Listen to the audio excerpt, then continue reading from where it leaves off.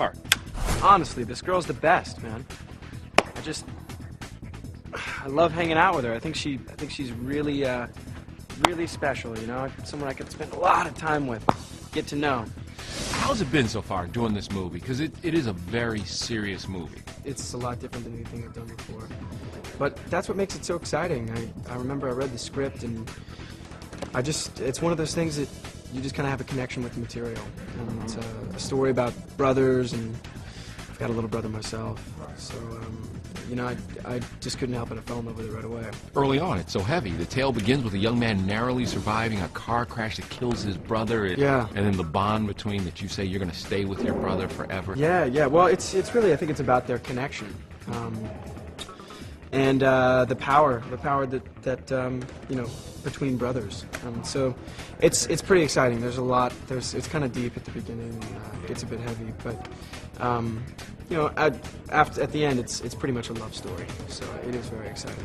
How's it been working with Amanda? Because she was very funny. She was talking about the love scene was kind of your first, both of your first, like, serious time doing something like that. And she was like, it was a little scary at first, but then she felt so comfortable because of you and the director and everyone.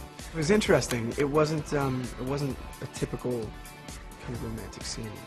We had a pretty different. There were different circumstances. We were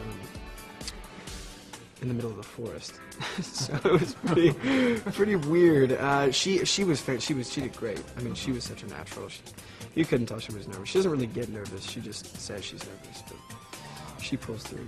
So I think it turned out great. But one thing she said is that you would come off set, and there would be these girls standing there all day long, and she said she couldn't believe it. You're worn out, and you stand there and you take a picture and you talk to everyone. You know, as much as you want to get home at the end of the day, you come off set after a long day at work, sailing, baseball, whatever it is. You just look out there and you see their faces, and you can't help it, man. You have to go out. I don't have a choice at the end of the day. I just do it. If they're there, I try and go say hi to the girls, because I don't know. It's all worth it in the end. As soon as I leave, as soon as you're done, it was all worth it. Every minute. Hey, remember me telling you that I kissed Johnny York? Yeah. Well, I lied.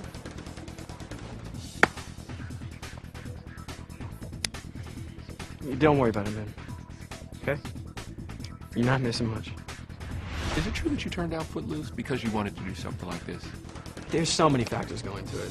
It was not an easy decision. I can't say it was entirely because of this. But, yeah, there were other opportunities, and there are other opportunities that just seem like could potentially be more challenging, different, more unexpected, and surprising. For myself, honestly, as much as it's for everybody else and for the fans.